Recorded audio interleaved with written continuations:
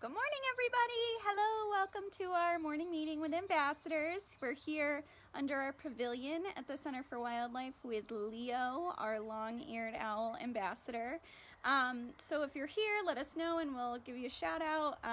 Tell us where you're from and we'll say hi. So this is Leo. Leo is our beautiful long-eared owl ambassador here at the Center for Wildlife. It's been a week of owls. So you guys have seen Fern, you've seen Lucy, and this is Leo. So Leo is a very interesting species of owl, and we'll talk all about him. But he is a long-eared owl. So we'll discuss more about what they are like and where you might find them, and why, for example, you may not have seen an owl like Leo before. Leo is very, very dear to our hearts here. He is a pretty old gentleman. He has been with us for a long time, about 12 years now, which is just so amazing. So he is definitely older for his species. These guys normally in the wild would only live to be about 10 years old. So he's at least that, 10. Was probably a year old when he came in, so he's at least 13, and we're so lucky to have him. He's a wonderful ambassador. So let us know where you're from, what your name is. We'll give you a shout out. Good morning, Carol in Lyman. Hello. Carol says hello to Leo. Carol says hi. Good morning. And we will certainly say hello to you guys. Leo is probably going to show you guys his profile for most of the video. I will try to move the camera around a little bit, but he's going to be looking at me because I'm the one that's here and talking. So we'll try to get his face in the video a little bit more, but you'll get a really good view of his profile today. Yeah. We also might have some background noise going on. It's morning here at the Center for Wildlife, and that means that everybody's getting fed, everybody's getting their breakfast. So if you hear any noise like Maeve in the background, that's just because she's excited that it's breakfast time. We're in a different location today. We're out under our pavilion here because Leo likes a little bit more of a tranquil, quiet environment, and our front area often has more like foot traffic than he appreciates. So he's gonna stay with us over here in the pavilion this morning. It's very sweet. This is where we come to hang out with our ambassadors, where they come on walks. This is where we spend time with ambassadors while we're building up relationships with them, especially. This is one of the spaces where Perry and I got to know each other really well. Usually if we're feeding birds on the glove, we'll have lunch out here with them. Well, they'll have lunch and we'll watch. So these guys will really enjoy this spot. They come to know it as like a favorite sit spot. So Leo is really comfortable out here, and he's gonna keep his eye on the door to our ed hall for a little bit, just because a lot's going on in there, but I'll move the camera around so you guys can see him. Good morning, Mr. Leo. Hello. As always, everyone, there's a donate button on all of our videos, and we really appreciate your support.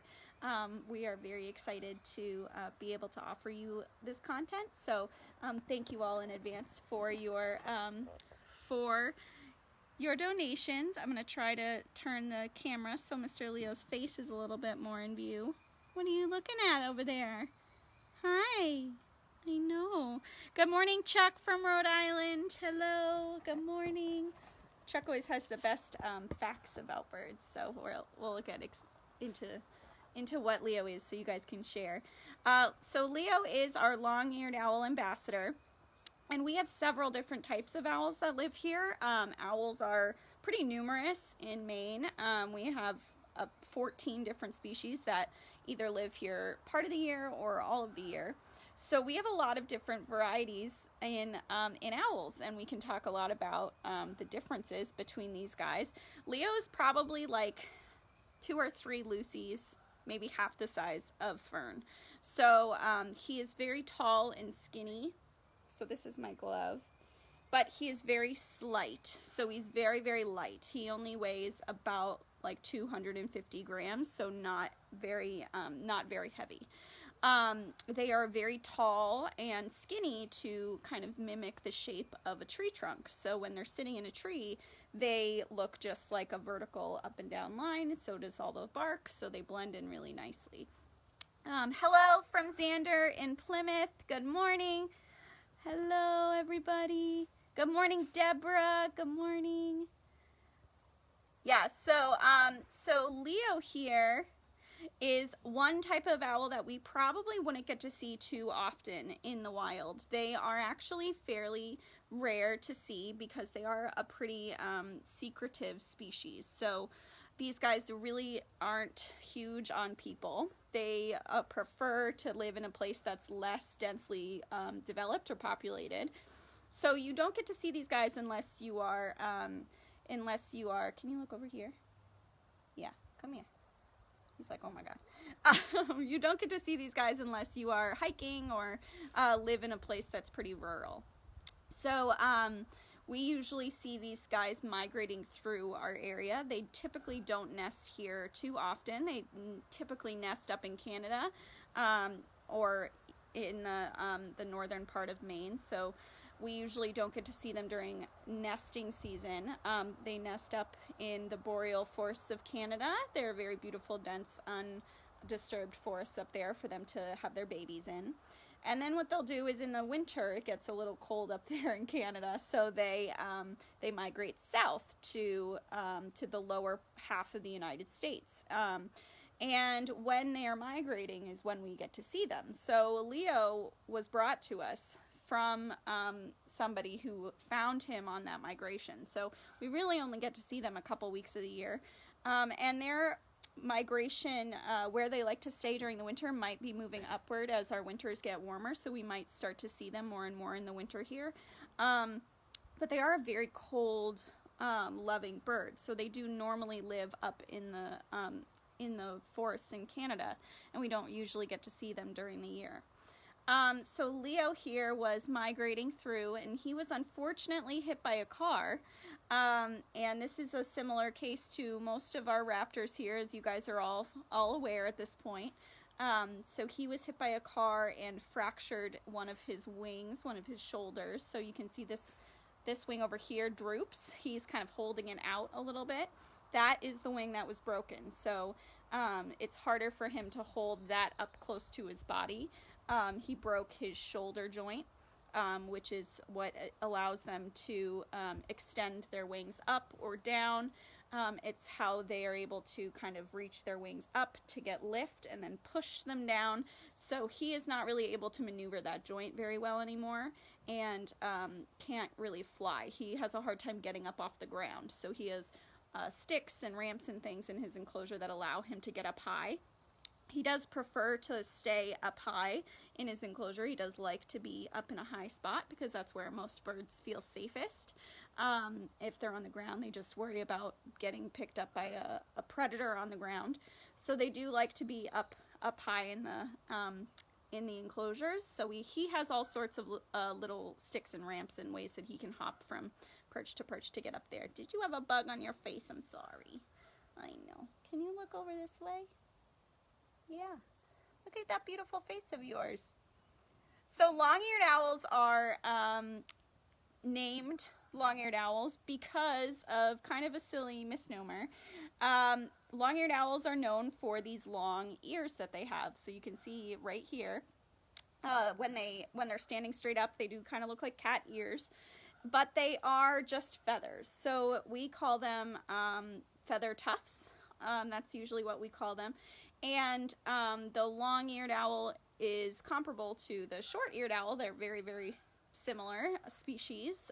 They look almost identical except for those ears. So the short-eared owl will have short little tufts, and then the long-eared owl will have these long tufts. And the ears on an owl are located actually right kind of where he's looking. So right here, behind this line that you guys see, is usually where the ears would be. So they're not these ears up up on the top of their head. They are located on the sides of their heads, just like ours. So so they just look like ears, and that's why they got that name. But they are not truly their ears. What do you think, Mr. Leo? Hi. So his ears would probably be somewhere around here. What a good boy. And you can see all the beautiful colors on Mr. Leo here. He looks just like tree bark. When he's sitting up in a tree, you can, it's actually really, really tricky to see him. He has this large old tree snag in his enclosure, and we put live trees next to it all the time so he can kind of hide. And sometimes he'll be so well hidden that we are actually tricked into thinking that he's like escaped. We're like, oh my God, I can't find Leo, oh my God. And he's just sitting in a tree, blending in, tricking us all. So it's really funny when he does that. I'm going to turn the camera so that you guys can see Leo's face a little bit better, because I want to talk about his facial disc, and I know it's hard when he's just staring at me. And a lot of people think when he does that, good morning, Mr. Leo. Hi. A lot of people think that when he is staring at us, that it's out of like affection or love. People will use those words a lot to describe how our owls are feeling or looking. But usually when an animal is keeping their eye on something, it's because they are trying to keep track of it, trying to figure out how they might need to either move away or towards that animal, if they need to worry about that thing attacking them or injuring them or anything like that. So Leo here is not necessarily looking at me because he loves me, although we do build up very trusting relationships with all of our birds. But he is most likely just looking at me because I am close, and he wants to keep an eye on me. He doesn't always love being on the glove, so he's just trying to figure out, you know, what do I need to do to make sure this lady doesn't harass me. He is a very wild owl, so our animals at the center are not necessarily treated like pets, and they don't necessarily behave like pets. So he definitely acts like a little wild guy. I'm gonna go through your questions now because I see we've got a lot coming in. All right. Let's see. Sorry, guys. Hello, Georgia. Hello, Nevitz. Hello, Kristen. Hi, Chuck. Yes, so Chuck mentions that long-eared owls and short-eared owls were seen near a marsh a few years back, and this is actually very typical. So here at along all of our beaches and our marshy wetlands in like Hampton and in Newburyport and things like that, we do see a lot of long and short-eared owls. They do like those areas, especially when they're migrating through. They typically follow those areas to go south. So we do see them in those areas. That's usually where they like to hunt, is in an open field like that. Chuck, what is their diet? That's a great question. So long-eared owls are actually known to eat, hold on guys, I'm just gonna try to get the lighting a little bit better for you. Hi bud. Long-eared owls are actually known to eat quite a variety of things. They will eat the typical small mammals that our owls are famous for eating, but they will also eat quite a lot of birds. So they are big on songbirds. They'll raid nests of songbirds. They are living during most of their year up in the forests in Canada, which are like the baby songbird factory of the Americas. They are that's some of the most numerous breeding grounds for songbirds up there. So these guys will use that to their advantage. I know, you're so mad. Yeah, I'm trying to get his wing set a little bit more normally. And you can see he's puffing up his feathers. He's like, stop it, stop moving. And he'll bite the glove. He's very sassy, as all of our owls are. I'm sure you guys have gleaned that as you've watched them over the last few weeks, is that they all have their own personalities. They all act certain ways, or act, sweeter or less sweet, depending on how social they are. So they all have their own personalities. It's really cool. Get to know them. Let's see. He is so cute. Angela, good morning. Kara, his wings don't always hang like this. When he is in his enclosure and he's just perched up, they are normally a little bit tucked up. This one over here does usually hang lower than this one over here. And it's just that he, you know, he is in kind of this posture right now. That's like, oh, I'm on the glove. What am I doing? Can you step up? Can you act a little more normal? There you go. You're a good boy. So his wings normally sit like this that you're seeing right now.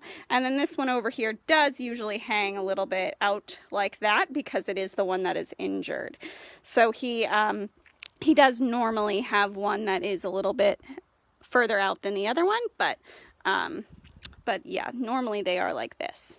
You're such a good boy. Yes, you are. Let's see.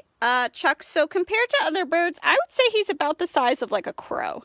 They are very, very light and delicate birds, so they're not very heavy or muscular. They're not necessarily, you know, bulky or anything like that, but they are very tall and long. So he is, you know, about a foot tall from the tip of his tail to the tip of his ears. And that is just meant to kind of trick your brain into thinking that he is, that he is a tree.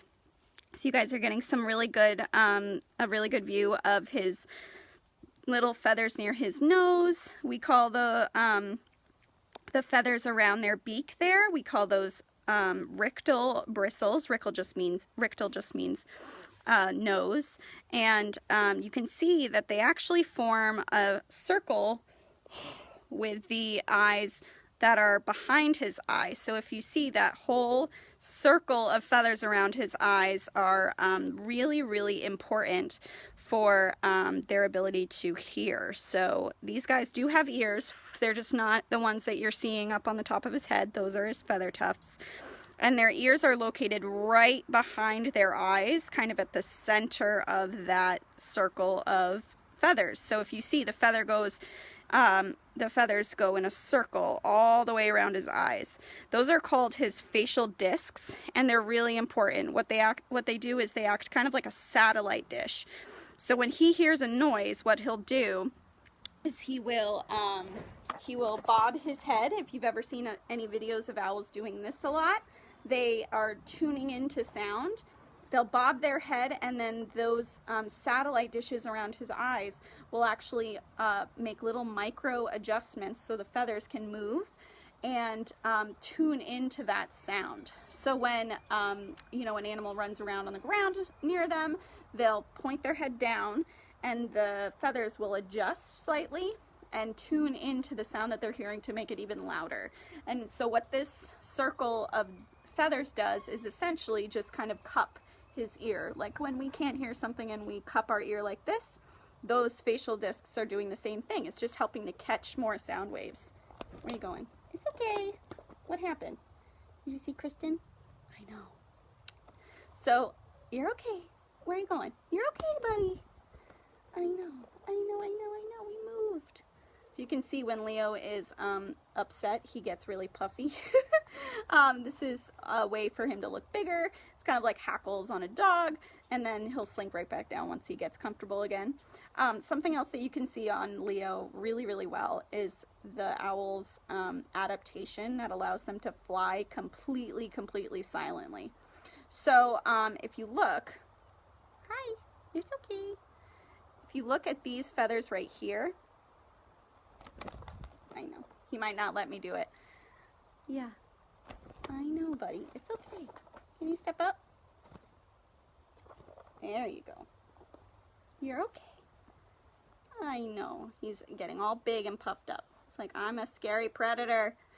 If you look at these feathers right here on the front of his, the front edge of his wing, they have this tiny little fringe to them called a fluted edge that actually helps them to fly completely silently.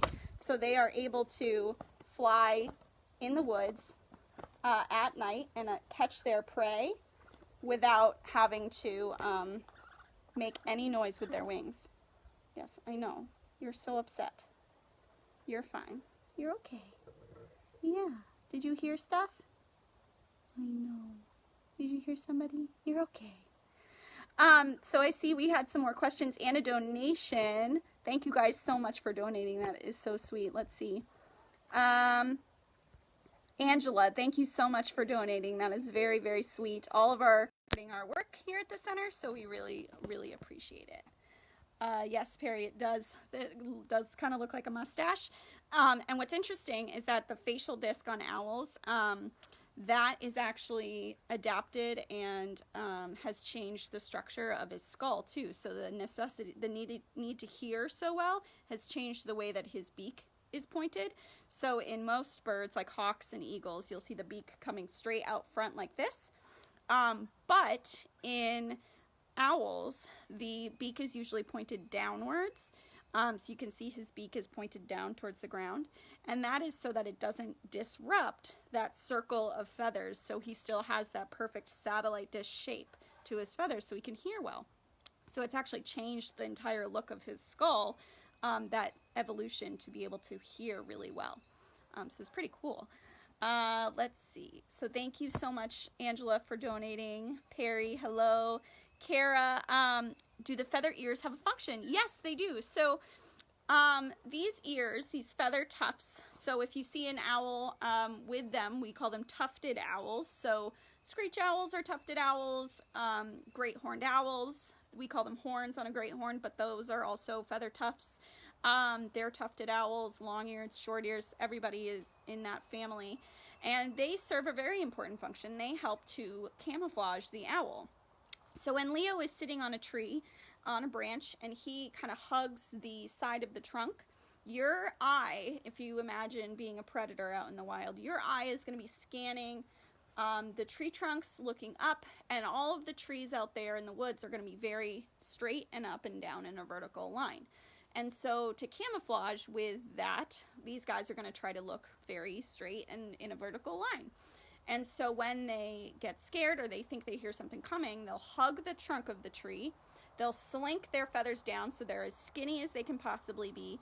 They'll stand up super, super straight and tall to make themselves tall and skinny. And then they'll stick those feather tufts straight up in the air. And so what they're doing is trying to kind of make the optical illusion of a tree. So they're trying to make themselves and the line of their body the same as a tree trunk. So if you are just scanning up and down a tree trunk, they are going to blend right in with that. So it's to make themselves look taller and skinnier when they're in a tree, so that they can stay away from predators. So usually those other predators would be other larger species of owls, or any sort of hawk or eagle or anything like that up in the trees. They're going to try to blend in so that they can't be discovered as well. And it usually is very effective. It's really hard to find these guys in trees in the woods because their camouflage is just so excellent.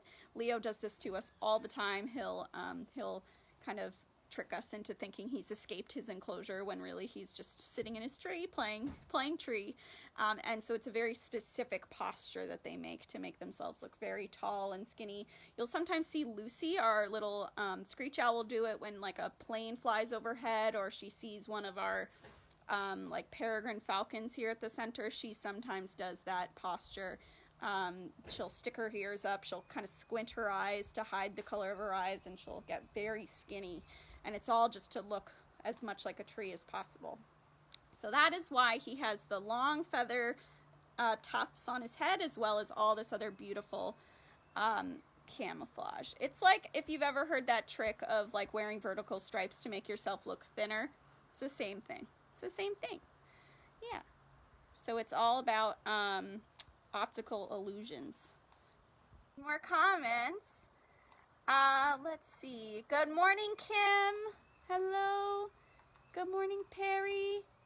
So, right now he's looking at one of our staff members in our barred owls enclosure, checking on our baby barred owl guy who's doing so well. Byron and Fern have been taking care of him the last couple of nights. He's been out of his nest box and free in the enclosure, and he's doing really well. They guard him. Byron actually is a very defensive daddy, so he'll sit kind of in front or next to the baby and puff up really big and mean and clack his beak and hiss. So they're very, very cute with their babies. They definitely love having babies. So that's what Leo's kind of looking at behind me. Good job, Leo. I know, you're so cute. Is it getting buggy?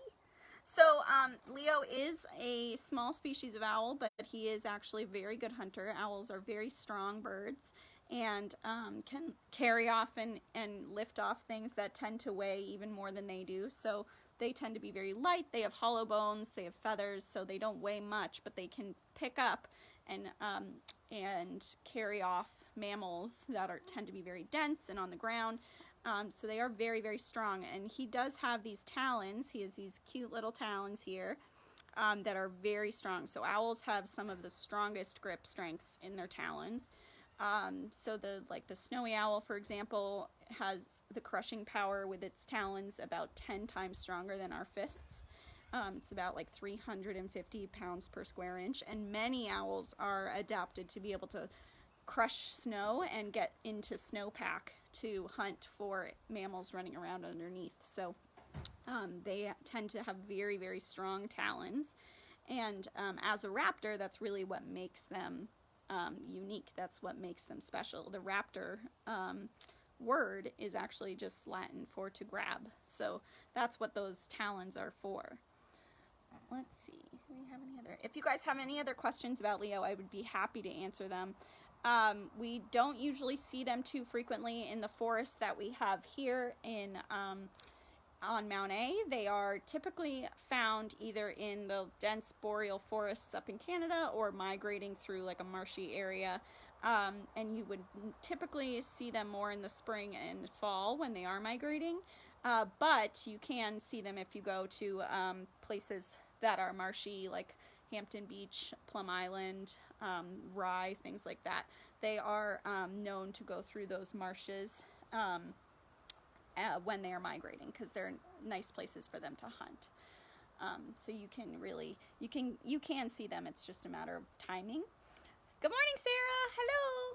Hello. So we have quite a few of them migrating through, but normally this time of year they are all the way up in Canada. They also will sometimes come down into like North Dakota and Michigan and Wisconsin, so you may have them out there too. So it just is dependent on what time of year it is, but we don't get to see them too much. We usually have like one come through the center every year. And usually it's either one long-eared owl or one short-eared owl we'll get, but they are fairly rare. And they do like a more dense forest, like a spruce fir forest, so not like our forests here that are a mix between pines and hemlocks, and then like deciduous trees like beech and oak and maple. So they do tend to like more of a strictly coniferous forest. Yeah. Hi, Sarah. He is so cute. This is Leo. And I said at the beginning, Leo is actually a pretty old gentleman. He has been with us for 12 years now, and he was an adult when he came in, so he's at least 13 years old, which for this species is actually pretty up there. They usually would only live to be about 10 in the wild, 10 or 11 maybe. Sorry guys, the mayflies out here are just ridiculous, I know. They are very, they are kind of a mid-length lifespan species because they're kind of a mid-sized owl. In owls, usually the rule is the larger they are, the longer they live. So the larger owls will live to be, maybe 40 years old in the case of like a great horned owl. Here, there's a raven in the woods behind us here. And then the smaller owls will live to be maybe like 5 or 6 years old in the case of our like little saw-whet owls or screech owls. And then in captivity, these guys always tend to live longer. Leo here is probably, like I said, like 13 years old, maybe older. and that is certainly a very old man in this species. But because he's in captivity, he gets fed every day. He doesn't have to worry about disease or predators or anything like that. They usually live quite a bit longer in captivity. Good morning, Julie. Good morning, Jennifer. Hello. Good morning. If anyone has any other questions about Leo, I'd be happy to answer them. He's enjoying himself. He's calmed down a little bit, so we're happy to sit out here in the woods and enjoy.